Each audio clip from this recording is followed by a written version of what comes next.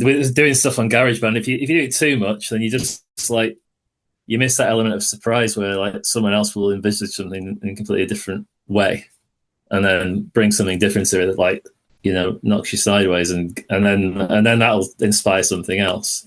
So like that's why being in a band is good, because other people have different ideas that make it surprising.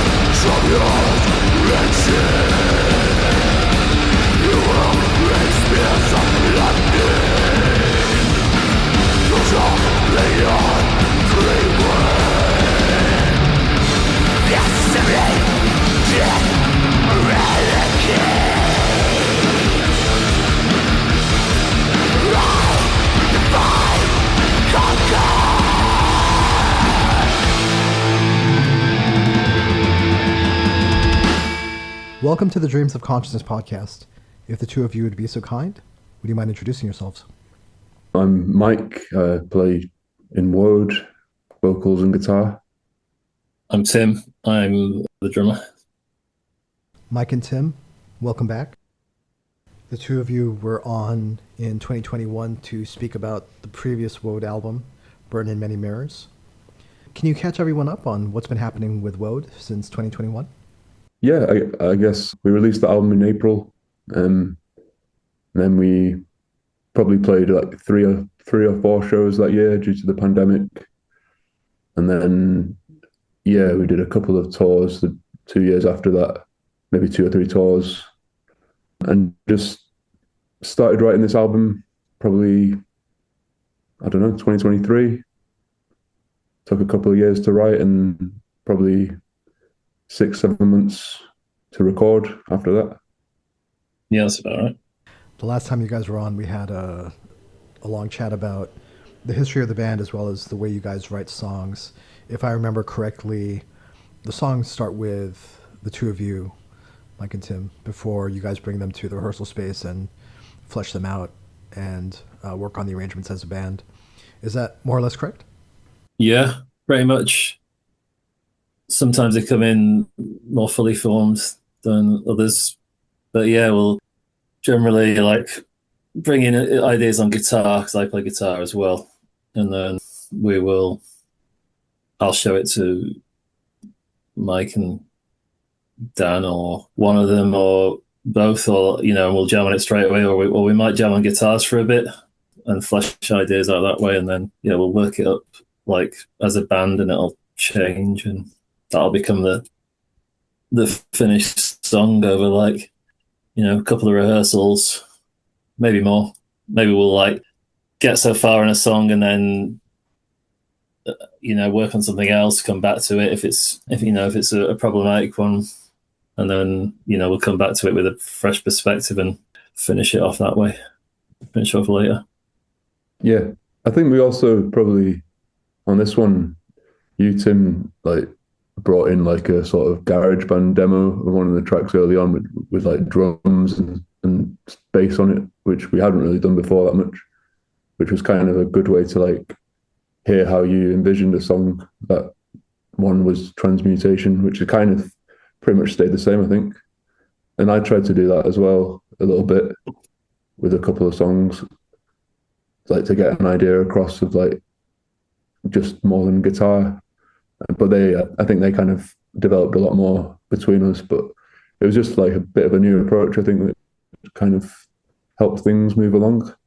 Is this new for you guys to use DAWs to help with your songwriting and your arrangements? Very new to me. I'm total amateur when it comes to anything like that.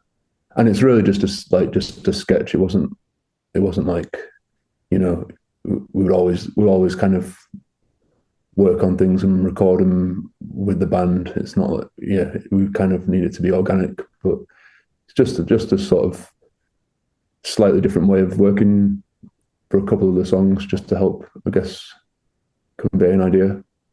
Yeah, I mean, I'm always like messing about with GarageBand. That song was like, it wasn't initially, didn't really have Wode in mind for that, and then I just thought actually that would probably sound great with like Mike singing on it, and then we tried it and it worked. So yeah.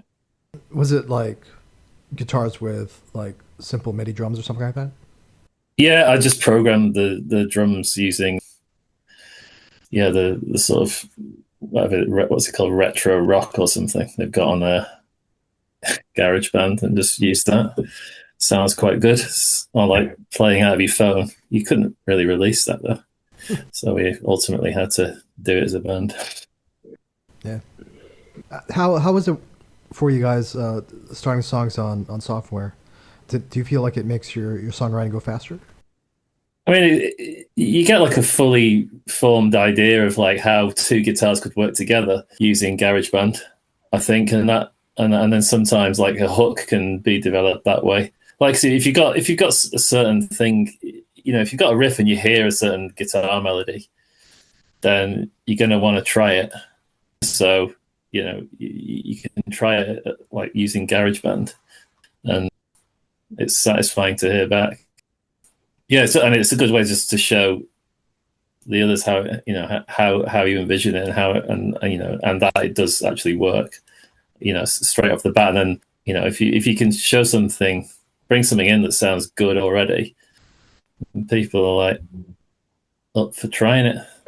So yeah, it's good in that way. I just think it's just personally kind of a satisfying way to develop ideas. You're recording stuff in here, and it's coming together straight away, which before GarageBand you could use 4 tracks and stuff like that. That's the same thing, but it just wasn't as instant as GarageBand, and you don't have to mic stuff up with GarageBand and all that. So it's a really good tool.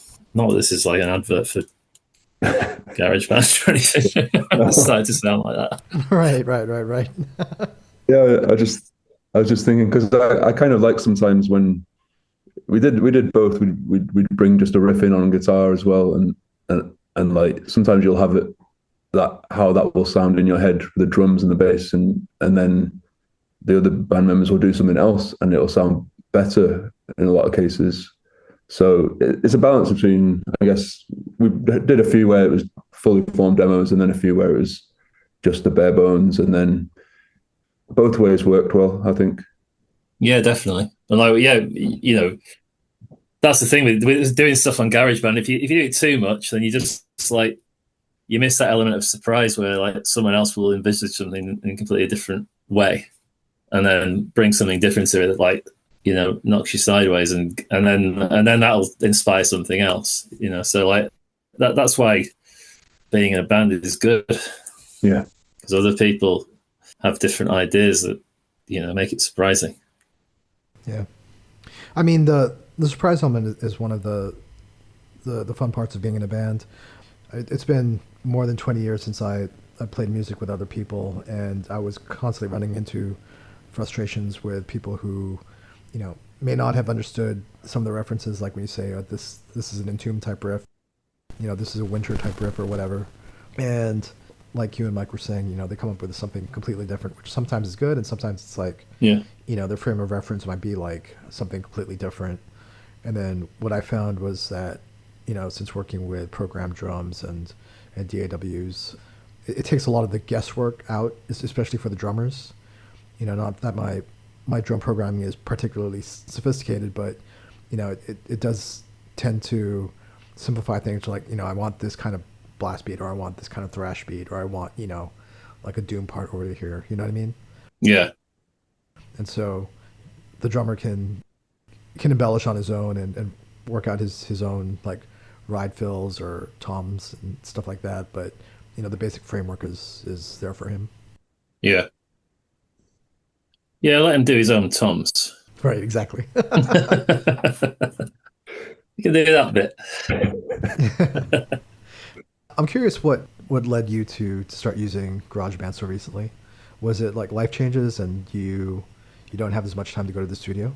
No, I mean, I've always used it. Okay. But it's just that, I think we used it on the last record as well. Did we? Yeah, I did. Okay, I forgot that. Okay. That is the first time I used it, because I thought it was when you brought that in, I thought that's a good way to get ideas across. So I kind of learned how to do it, sort of learned how to do it. But yeah, I wouldn't ever show anybody those demos because I think I didn't program the drums. I just played them like that. Right. On the keyboard. Yeah.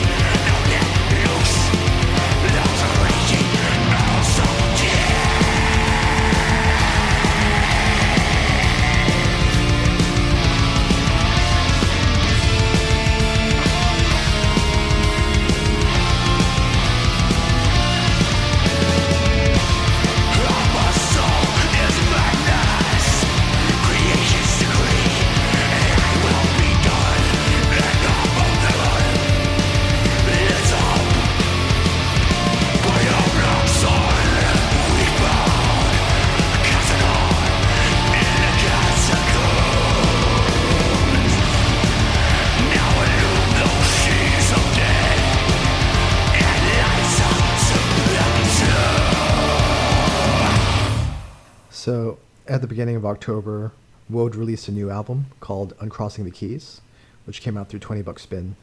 During our last conversation in 2021, you described Burden in Many Mirrors as almost a clean slate. You guys were starting with a clean slate for that album. In comparison, is Uncrossing the Keys another clean slate?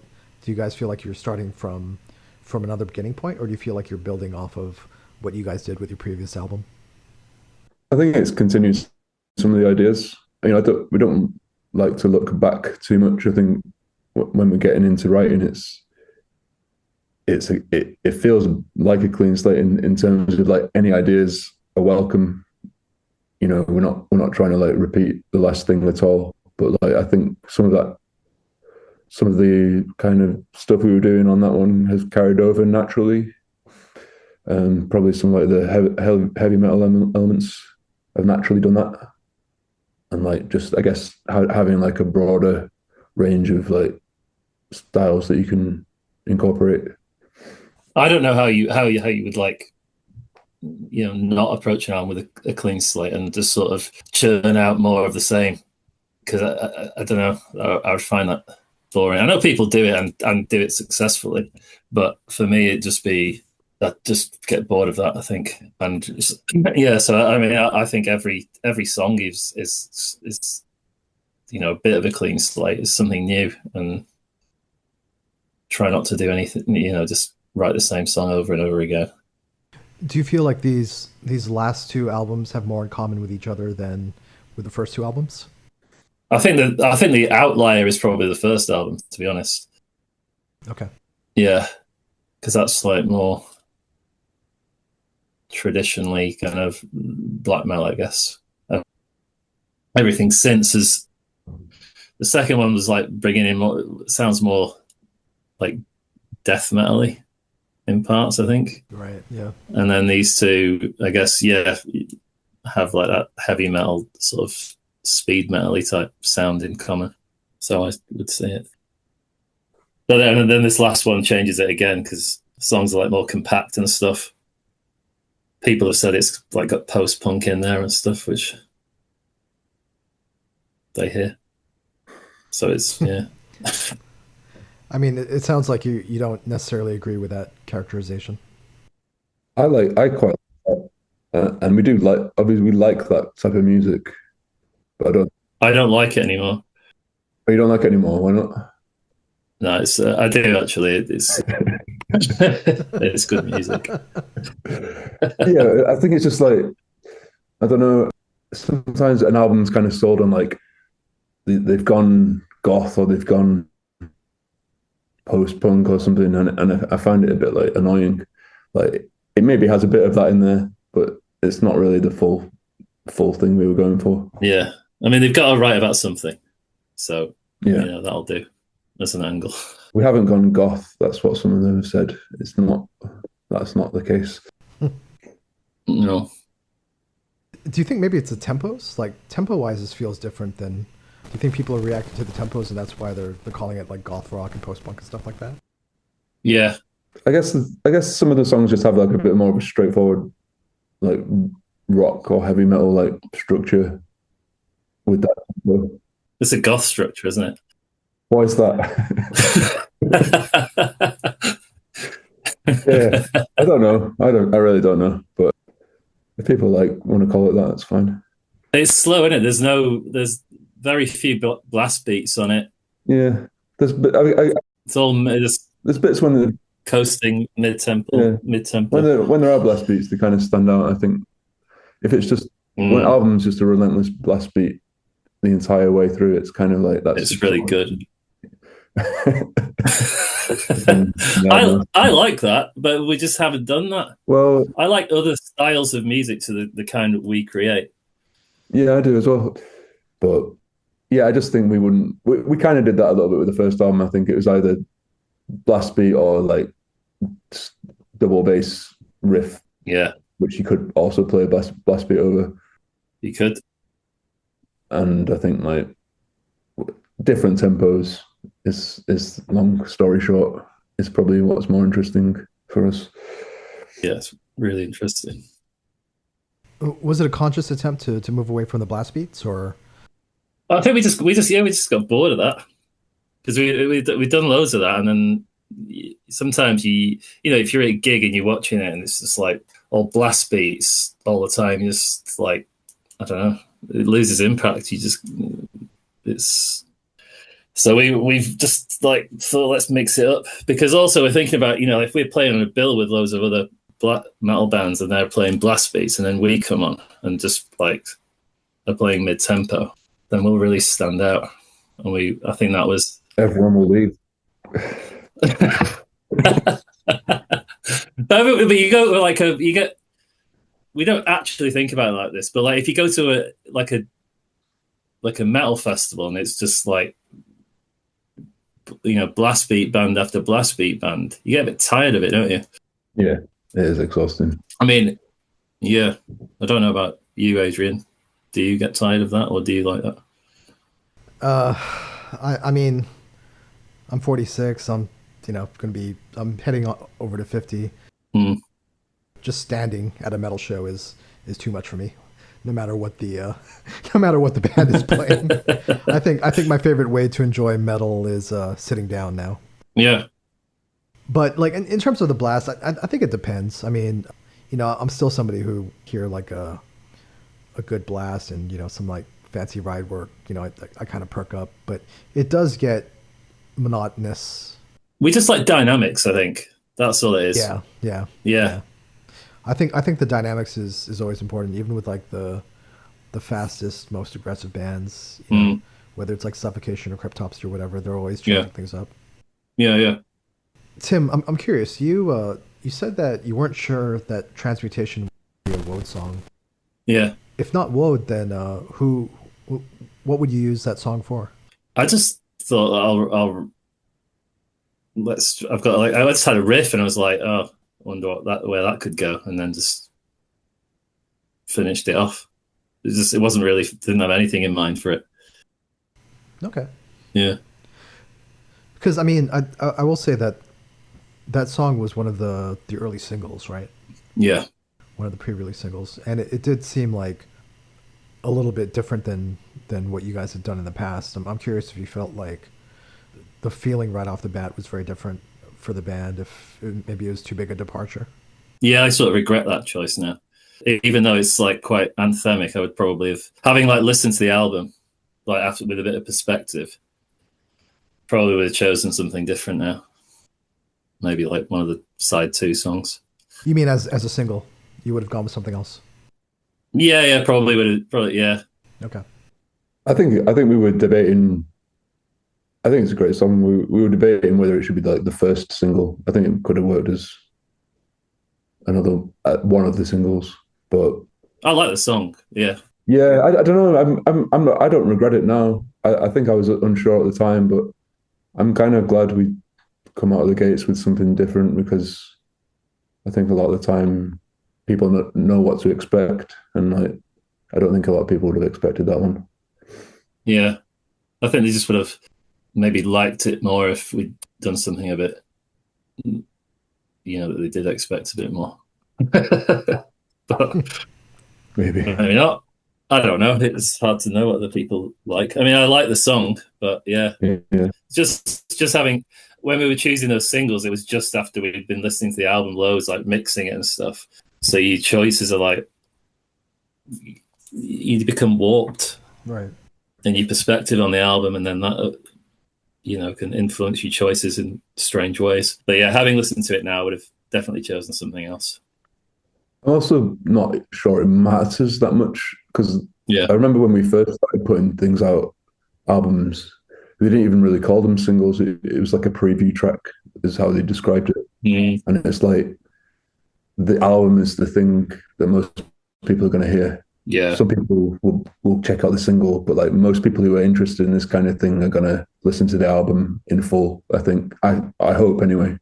That's how I do it. I don't really care so much about a preview track or a single out from a band I'm interested in. I might just wait until the album comes out and check it out in full and see what it's all about. So I actually don't know much about this side of the business. Do you guys have full control about what gets released before the album? or is it like is the record label very involved in that discussion? No, we kind of decided it. Dave from 20 Bookspin asked which ones we wanted to put. And we asked his opinion, and he was like, "Yeah, go for it." Pretty free with it, really.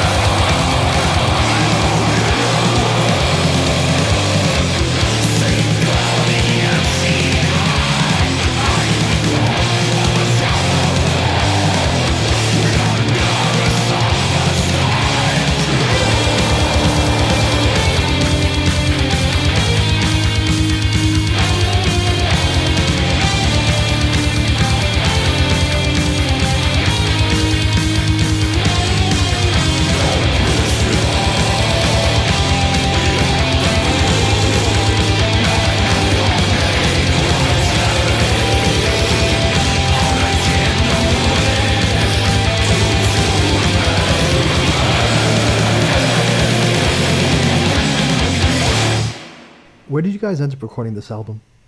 It was a place called the Station House in Leeds with a guy called James Atkinson, who I had recorded with before with Heavy Sentence, which was my other band. And I just thought he had a really good live room, really good sound, like a kind of a nice sort of lively sound and an organic sound that, you know, I wanted to hear Wode like use. And we did 2 albums with Joe, who did Burning Many Mirrors and the one before that. So yeah, we just wanted to change anyway. Like Joe did a great job on those. Yeah, just wanted to see what the sort of, because of the heavy metal kind of sound that was, you know, a lot of the songs have. Thought that would sound good with Atco at the helm. And yeah, I think it suits it. Mike, do you want to say anything about James? Yeah, I enjoyed it for the most part. I think the sound at the end of it did take us quite a while to get everything as we wanted. I think we were kind of agonized over a lot of it. So it meant going back and forth, which wasn't ideal. But the sound is great. Like it's kind of really heavy, but it feels like there's a lot of life to it. It feels, yeah, like quite organic, like Tim says. The bass is there. It's like really present, I think, which I wanted to hear, like a black metal type album, which sounded like that, you know. Yeah, I think that sounds great. James has worked with Angel Witch. Were you looking for, like, I don't want to say retro, but almost like a classic sound for the guitars? Yeah, I mean, we just sort of we didn't want it. We didn't want like a lot of like modern records can sound very clean and clinical with the guitar sounds and stuff, and we just knew that he was good at recording, you know, organic sounding guitars, has a big live room to play with, has done a lot of tracking. He tracked I think he tracked the last Carcass album, which obviously isn't that organic sounding, but he's got a huge collection of amps and like great gear, great mics that we knew could use. And, you know, I recorded with him before, and, you know, I knew what to expect with that. So yeah, that was part of it. Yeah, I think the guitar sound is like, it's not like incredibly aggressive. I think it's like a nice middle point between kind of classic stuff and this bit more extreme. So you can hear things really well. I'm not too bothered about like, it doesn't have to be like gain on full or whatever, you know. The songs wouldn't necessarily benefit from that, I don't think. Do you think maybe it's a guitar tone, or that's part of the reason why people are making comparisons to like old post-punk and stuff like that? Yeah, maybe. There's not like loads of, I guess some of those bands use like a lot of delay and things like that. It's not really a lot of that effects laden stuff, but maybe that's one of the reasons. I think it's like the note choices as well. You know, you've got like quite some of those quite spiky sounding. I think it's that as well that people are picking up on. Do you want to say anything about Magnus Lundberg, who mastered the album? Yeah, we did the last one with him as well. He's really good. He's very professional. He like takes a lot of time over it. To be honest, the master, it came back and we didn't like, I think we were so happy with the mix that sometimes not a lot needs to be done to it. We just wanted it to be a little bit more aggressive than what it was, but like there's not, yeah, we couldn't hear loads different. We just knew that we liked it. You know, mastering is kind of a bit of a dark art, isn't it? Sometimes, like, I think you can tell when it needs, the recording really needs a good master, but if the recording is good itself, I think you just kind of let that shine, and he did that. If you put a gun to my head and said, "Show me," you know, and played me the unmastered version, the mastered version, I'm not confident I would be able to choose. Sometimes it's not like with any record we've ever done, not with just this one. Like I don't really know what it does, but the technical thing isn't just sure like, get it ready for a record, a vinyl or whatever. Sometimes it's just that it doesn't add loads to the sound. It just makes it like feel finished in a way. Yeah, totally does. I just spoke to somebody who does a lot of, you know, engineering and mixing and mastering, and he spent almost 10 minutes explaining to me what a master is, and I still don't really get it. Yeah. But Did he charge you for that? Or no. That was pro bono. The lesson was pro bono. yeah. So at the time we're having this conversation, the album has been out for a few weeks, and you guys are playing one-off shows around the UK. I'm not sure exactly when people are going to hear this episode, but it might be after these dates are done. But do you guys have anything planned for the end of the year, or maybe 2026, that people can keep an eye out for? Yeah. So yeah, like I say, we're playing around the UK at the moment. We're playing Leeds next Friday. We're playing a festival in Limerick in Ireland Saturday after that. I think we're playing another festival in Nottingham in November, and then a festival in Berlin at the start of December. And then we finally are going to do the Manchester album release gig in February. We had to move it back, but yeah, that's going to be like the record release album show, even though it's going to be 6 months later. But yeah, and then I think we've got a few things to be announced for 2026. A few festivals, hopefully a few more. So Uncrossing the Keys is out now through $20 Spin. Mike and Tim, please tell everyone how they can order the new album. What is the best way to get it? Well, if you're in the US, probably the best way is from $20 Spin's website, which is 20buckspin.com. If you're in the UK, you could order it from our Bandcamp, wode.bandcamp.com, or it's available at a lot of places, a lot of like distros in Europe and elsewhere as well. Just search on Google, you'll find it. Does all your merch go through the Bandcamp page? The stuff we do, yeah, we've got t-shirts and stuff there through our Bandcamp. 20 Spin also have merch available. I think they've got like the album cover art, if anyone wants that, on their website. So I believe 20 Spin created 4 different versions for the vinyl. I'm not sure exactly how many are still available. They might all be sold out, but do you want to say anything about the vinyl versions? There's a really nice red one that's kind of like marbly. That seems to be the most popular one. And then there's a black and white, and there's like a sort of... Well, it's a mixture of the two, isn't it? There's grey. There's a grey one, yeah. But it's kind of a little bit marbly as well. Is it? Yeah. It looks nicer than just plain grey. But yeah, I don't know. I think they're all available. We've sold out of the red one, but I think the rest are available from 20 Spin. I'm not sure. I think so. And if people want to get updates on live shows, keep up to date with the band, what's the best way to follow you guys online? Facebook, we have Wode. It's Wode Cult, Facebook, I think. And then Instagram is wode.cult for some reason. Yeah, those two. Bandcamp, we have all the shows listed as well. And we sometimes put messages on that if anyone's interested. It was good catching up with you guys. Is there anything else you want to say? Anything else you want listeners to know? No. Okay. No, other than thank you for checking out. Oh, yeah, absolutely. Checking out the podcast and the album, hopefully. I hope people like it. Excellent. Cheers. Thank you. Cheers. Thanks, Adrian.